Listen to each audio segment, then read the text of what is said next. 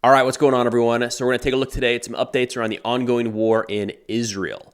There are going to be chapters in the description below if you want to bounce around from one subject to the next. And yes, I did have to shave. I never like having to do that, but it's a drill weekend for the Army Reserve. Got my ACFT, annual physical test, here in a couple hours. We've got a little bit of time, and a lot happened in Israel over the past couple days, so let's dive in. Now, starting with a map update here using Live UA Map. Got a lot of positive feedback about including this kind of aspect in the videos, so we'll try to keep this going forward. This is a public resource, Live UA Map. You can pull it up on your computer or phone, and it's going to look just like this, but hopefully it provides a little context as to the different areas we're talking about in these videos. Now, most of what we're going to get into today is in and around Gaza, and I want to talk about kind of the use of this map before getting too much further. These mapping services, there's quite a few for the war in Ukraine, not as many for Gaza. I just don't think it's as important in this war. Looking at a map is important, but when you're looking at, which areas are under IDF or Hamas control, I don't think that's really the case and not really how maps should be used in this conflict. So, for example, when you look at Ukraine, whatever mapping service you might use there, and there's arguments about which ones are better, more accurate, or more up-to-date, or whatever. But across the board, there's a line of contact. There's a front line. To one side of that front line, you have Russian forces. To the other side of that line, you have Ukrainian forces. That's it. Not a lot of, there's a little bit of a gray zone right at the line of contact, but other than that, it's pretty clear, right? It separates Ukrainian from Russian forces. That is not what we're looking at for mapping services in Gaza. This is much more, since day one, much more of a counterinsurgency type operation. And we can tell that because there's areas that the IDF have moved through and then Hamas has moved back into. So when you see blue areas marked on this map in Gaza, don't interpret that as under IDF control. View that as areas where the IDF is currently operating. So at times, the entire northern Gaza Strip was blue.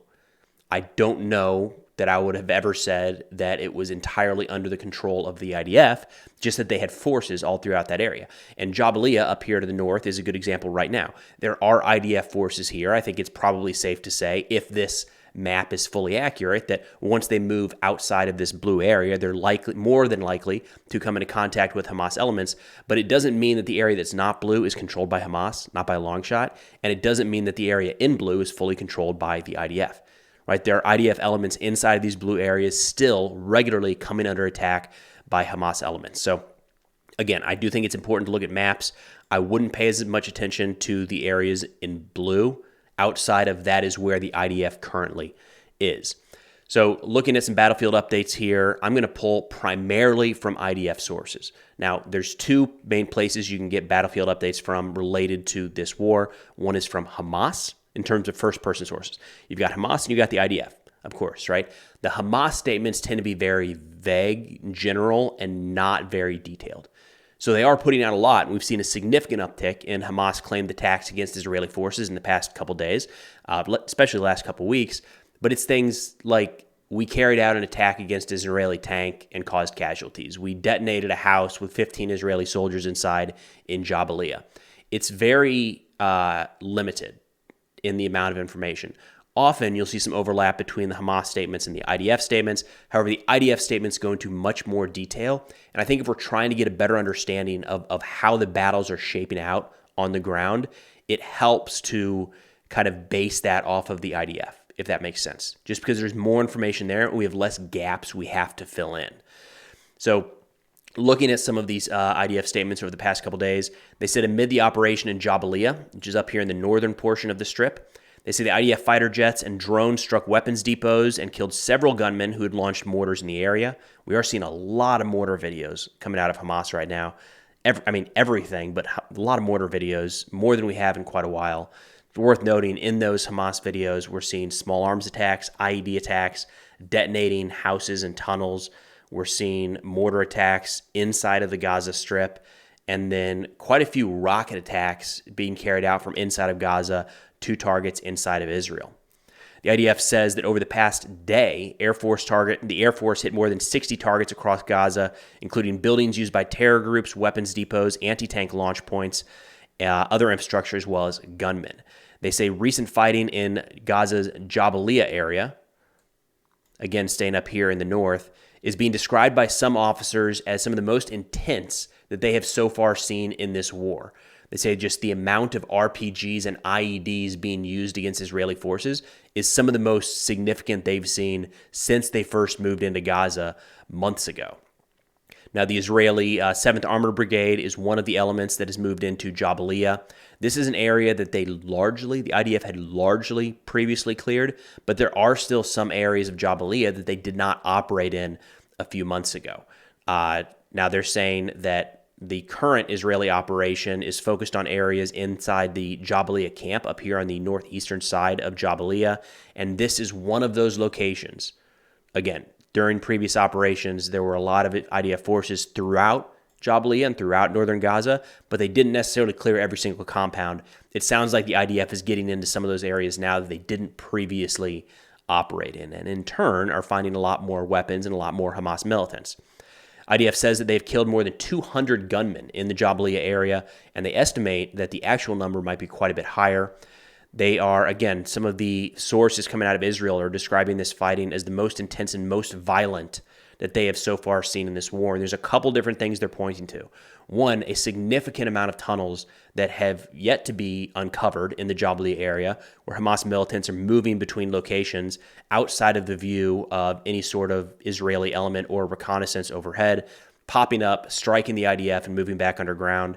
There's also apparently quite a few narrow alleyways through the Jabalia camp that prevents where Israeli tanks are able to operate, or vehicles at baseline are able to operate, and it becomes much more of a dismounted fight. Whereas in some areas, we've been able to see tanks roll right up alongside the infantry or armored vehicles or Humvees, whatever it might be. That doesn't appear to be an option in portions of the Jabalia camp. Israel says that most of the attacks at this point have been RPGs fired at relatively close range. They are saying that their trophy systems on their tanks continue to do pretty effective work. However, there have been a handful of cases of casualties so far, and we've seen that. If you're monitoring Israeli casualty reports, there has been a significant spike in the last couple weeks, which shouldn't be a major shock. Israel moved back in and started conducting ground operations, combat operations against Hamas. There's going to be an uptick in casualties, but it's been noticeable over the last couple days. Now, IDF added that, I thought this was interesting. They said that Hamas has been launching attacks from inside and around humanitarian compounds in Jabalia. And I think this one's a little bit mixed because this area was evacuated by the IDF. They dropped leaflets over this area, announced to the residents, hey, we're getting ready to move in there. You need to evacuate. So on the one hand, we've got the civilians that have evacuated. On the other hand, the IDF is saying that Hamas is using some of the humanitarian shelters in that area to launch attacks. And I don't know where this falls legally, but some of those, temporary humanitarian shelters, do they still fall into that category if the population has been evacuated? That makes sense? Right? So there shouldn't be any civilians there using that shelter. They should be gone. And if there's a temporary shelter in an area that has been evacuated and there's no longer civilians there, is it still considered like a humanitarian shelter, or is it just part of the battlefield? I don't know. It's not something I've heard a lot about, but anyways, IDF says that they're operating in and around some of these humanitarian sites, and in one of them they found multiple rockets that had been fired and prepped to be fired against Israeli forces, and detained as many as 20 possible militants there. Now I want to shift down towards Rafah. There's not as much coming out. Again, zoom out here and it'll come back in. So looking at Jabalia up here in the northern portion of the strip, a lot of the intense combat operations are happening there. Down here in Rafah, to the southern portion of the strip, is kind of, the last holdout, if you will, of what's believed to be around 4 Hamas battalions. And much of this area, Israel hasn't moved into at all. However, they are starting, as you can see on this map, starting to creep in from the east, from the southeast. Now, we're not seeing as much coming out of Rafah in terms of combat operations. Hamas and Israel are both talking about active fighting down there. It doesn't appear at this point to be as intense as what we're seeing around Jabalia.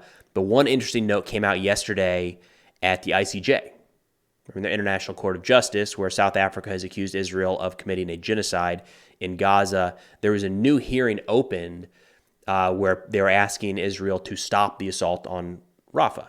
And as a portion of that, it's 2 days worth of hearings. As a portion of that, the Israeli delegation there said that in Rafah, They have uncovered already 700 tunnel networks, with approximately 50 of those crossing into Egypt, which they say are being used to smuggle weapons and ammunition and could be used to smuggle out senior Hamas operatives or hostages, right? So again, if you look at how this war is played out, largely moving from north to south, it wasn't entirely clear where the hostages are being kept at the very beginning of this war, right? Probably scattered. And what we've seen since the ground invasion has kicked off is they likely were scattered to multiple locations, right? They weren't in one spot. One of the concerns from day one has been that they could have been moved across the border into Egypt. That, in this context, all of a sudden puts them out of reach of Israel, especially during this operation. And that's what Israel was arguing yesterday at the ICJ, or just presenting yesterday at the ICJ, is, yeah, we know that the senior Hamas leaders moved south just based off the military operation. We believe that a lot of the hostages were probably moved south, again, moved out of the areas where the IDF was operating and clearing and probably could have found them dead or alive. And now they're saying, hey, wait a minute, there's at least 50 tunnels moving into Egypt. It's kind of putting Egypt under the microscope. We'll see. As of late, Egypt has kind of increased their military presence across the border. It doesn't sound like those troops were necessarily there for combat as much as stopping any overflow of Palestinians trying to move into Egypt. But either way, continued strained relationship there between the two. And look, if there's 50 tunnels moving into Egypt that are operational and functioning day in and day out, why on earth would Sinwar still be in Gaza, right? There's no reason for Hamas leadership. And we haven't seen pictures of Mohammed Deif or Yahya Sinwar in Gaza since this war began. Or we've seen new pictures, but not pictures that have been taken since the start of this war. So why not, right? Or I guess I should say clear evidence that they're above ground in Gaza, right? I've seen some in the tunnels. If you're those guys, if you're the leadership that the IDF is moving after, why are you still in Gaza if you have the opportunity to get out and get to Egypt? Major concern about how this war could play out in the near future. Now, turning back up north to some fights north outside of the Gaza Strip, north Israel, where we've seen continued strikes carried out between Hezbollah and the IDF. Just yesterday, Hezbollah launched more than 75 rockets from southern Lebanon into Israel. This is the single largest barrage carried out by Hezbollah since the war began. And looking across Hezbollah channels, they claim responsibility for as many as 13 attacks into Israeli territory just over the past 24 hours. Again, this is one of those fronts where it's never stopped. There's military activity every single day. Israel is continuing to strike and kill Hezbollah operatives in the southern portion of Lebanon, including some relatively senior leaders. But that's also met with anti-tank guided missile, rocket, drone, and mortar attacks into Israeli territory. And every one of those has the possibility of killing people, right? So the northern front hasn't really stopped at all. And there's a fair argument over the last couple days, I would say here, that the likelihood of conflict, of open conflict, or an escalation in the conflict between Hezbollah and Israel is increasingly likely. Now, there was a IDF statement put out yesterday. They put out an announcement that they were going to have a big press release, and at that press release, they announced that 3 hostages, the bodies of 3 hostages, had been recovered in Gaza by the IDF and were being moved back into Israel. They say these 3 had been killed, were at the music festival on October 7th. They had fled to a nearby town, had been located and killed by Hamas. Their bodies were then moved back into Gaza, and I guess Hamas has been holding the bodies since then. So this is an issue when looking at of course, tragic for those families who probably were still holding out hope, or maybe still holding out hope that their loved ones were alive. Of course, confirmation now that they're not. They are, however, able to receive the bodies. We've seen a lot of the negotiations between Hamas and Israel center around the number of hostages that are going to come back, and then all of a sudden the number changes, and it goes from live hostages to live hostages and bodies. And the pessimistic side of me thinks there might not be very many hostages remaining alive at this point. Just the number that Hamas talks about being able to trade keeps getting lower and lower. And it doesn't, for what it's worth, it doesn't sound like there's no trade that took place here. This was IDF forces operating in Gaza, identified, secured, and moved these bodies back. So this wasn't like a Hamas goodwill gesture. But look, we don't see proof of life videos. And as this fighting continues, I just think there's a less and less likelihood that those hostages, unfortunately, are still alive. And included in that is still a significant number of American citizens. I want to shift back over to the map here briefly because we had an uptick in strikes in the West Bank, which is a major component. And some people are referring to the West Bank, this area here, as being kind of another front in this war. And I think it's an area that Israel has to be concerned about because it could boil over and turn into a major, major issue. However, it's largely been kept under wraps since October 7th. There have been attacks, pretty continual raids by the IDF carried out throughout the West Bank, and there have been stabbing and shooting attacks, IED attacks there as well, many claimed by Hamas. There is an element of Hamas in the West Bank, and Hamas in Gaza claims responsibility for that from time to time. What we saw yesterday was a noticeable change. So in Jenin, here in the northern portion of the West Bank, Israel carried out an airstrike. They say that they struck a command room belonging to a local terror network. They didn't say which group they belonged to. And they say among those killed was a terrorist responsible for the murder of an Israeli citizen in May 2023. So according to the IDF, they said fighter jets and helicopters attacked this war room in Jenin. They say among those killed was Islam Kamaish, probably mispronouncing that there, who the IDF says was involved in a number of terrorist attacks, including shootings inside of the West Bank, and another attack in June 2023 that wounded 4 soldiers and 1 civilian. So a lot of what we've seen in Jenin has been what I would call more police action, raids. There's still a very deadly fight between the IDF and some of these elements in the West Bank, but noticeable change that transitioned over to an airstrike in the West Bank. Haven't seen a lot of those since October 7th. Now we got some statements coming from the top of the Hamas organization, Ismail Haniyeh, abroad in Qatar, put out a statement on the anniversary of the Nakba, where he said, quote, "The management of Gaza after the war will be decided by the movement in collaboration with all national parties, based on the supreme interests of our people in Gaza, facilitating everything related to the post-war phase and adhering to a national vision that unites the West Bank and Gaza." We talked about this just a couple days ago, where Israeli Defense Minister Gallant put out his statement saying, hey, look, whatever we do in Gaza after the fact, it has to be led by the Palestinians. It cannot be led by the Israelis, and we cannot have an IDF military occupation of Gaza. So it was notable that around that same time that we're hearing statements from the IDF, albeit from an official, but not necessarily through an official channel, if that makes sense, because Gallant was pushing back against kind of how this has played out so far inside of the Israeli government. Thought it was notable that Haniyeh kind of at the same time is using this speech talking about the anniversary of the Nakba to bring up what their plans are post-war in Gaza, which he said is going to unify and facilitate kind of a national vision between the West Bank and Gaza. Continuing, he said, "Our ranks must unite with Gaza and in all our cities and villages in the West Bank and the occupied interior. We must rise against the enemy, and free Palestinian people must move in all areas of Jordan, Syria, Lebanon, and all places of exile and the diaspora to escalate the confrontation, to stop this brutal aggression, and to achieve the project of liberation and return." That's not shocking language coming out of Haniyeh, kind of calling on their supporters around the world, especially in the region, to rise up and do more. And that's been, from pro-Hamas folks, there's a little bit of frustration there when looking at some of these other groups, because you have elements like the Islamic resistance in Iraq, like Hezbollah, like some of these, like the Houthis in Yemen. They carry out these attacks and they say, hey, we're doing this in solidarity with the Palestinian people. But it also hasn't done a lot. Right? Yes, Hezbollah is engaged in daily attacks with the IDF on the northern border, but it hasn't really changed much at all since October 7th. Like an increase or decrease from time to time. The militias across Iraq and Syria have been arguably more on the receiving end than the giving end of any strikes, especially after the U.S. went after a handful of their compounds a few months ago.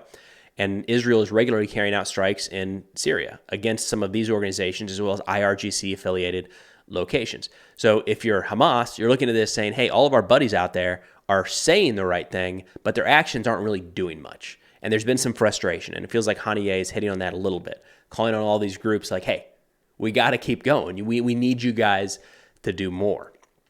Then I did want to get into an update around the pier, the new humanitarian pier in Gaza. This is the U.S.-built floating pier that has been installed off the central portion of the Gaza Strip. They began operations yesterday. So the IDF says that 310 pallets of humanitarian aid were brought into Gaza via the pier earlier today. They say the pier is expected to provide access for 90 truckloads of aid per day to start, and that should move up to 150 once it's fully operational. So the difference there is it's just going to take a little bit of time. It's a new operation. The fact that they got 90 off in the first day is pretty impressive. Or I guess we don't have a number. We just have the pallets, 310. But you got to think all the people involved in this, start to finish, from Cyprus loading the trucks to the United Nations picking up the aid in Gaza and distributing it throughout the strip. Every one of those is going to get more efficient with time. All of those parties are kind of doing this for the first time, if you will. So that's probably why this 90 is going to eventually, over time, move up to 150. Now, a major question around this pier that I've seen in comments here and across the United States, and it's a very understandable question, and I like that it's being asked, is what about the security of U.S. personnel? So a couple keynotes. First off, there's no reason for U.S. personnel to be involved on the pier, in pier operations at this point. The U.S. constructed the pier. They attached the pier. There's no reason that the U.S. needs to be active on that pier at this point, from my understanding. It should be operated by the IDF. Now, there are going to be U.S. elements further out in the Mediterranean on a floating dock. Again, that is outside the range of anything that Hamas could strike it with. Hamas has rockets that can go that far, but not something that's going to be accurate enough to strike a small dock out in the middle of the ocean. Hezbollah does have the capabilities to strike that. Unclear if they would actually want to or not. But either way, it's not just a random floating pier with U.S. troops out in the middle of the ocean. According to the Pentagon yesterday, there are 2 U.S. destroyers involved in the security of this operation, along with, again, I feel like we gloss over this all the time, thousands of Israeli troops on shore and in command posts monitoring the situation, as well as Israeli Navy ships and Air Force overhead. So it's not as though Israel just walked away, said, install this thing, good luck, we're out of here, we're going to keep bombing targets in Rafah. They are actively participating in the protection of the pier from overhead and from the water and from the shoreline. So we'll see. That doesn't mean that an attack is impossible. I would say it's what that means to me is that an effective attack against U.S. personnel in the region is unlikely. But again, they're there. Can't write it off entirely. But that's all I got for now. Of course, if interested in this or other national security subjects, be sure to check out our Substack, which is linked in the description below. Substack's like a mix between a newsletter and a website. You can sign up and get these articles direct to your inbox, or head over to the website whenever you want and read articles like yesterday's piece on the tensions in Georgia. What on earth is happening there? Why is that all of a sudden in the news? What are those protests about? We talked about the kind of historical context there and what it might mean going forward. We've also got audio articles and podcasts going out pretty regularly. I think it's pretty interesting. If you do, you can check it out in the description below. But thanks for watching, and I'll see y'all next time.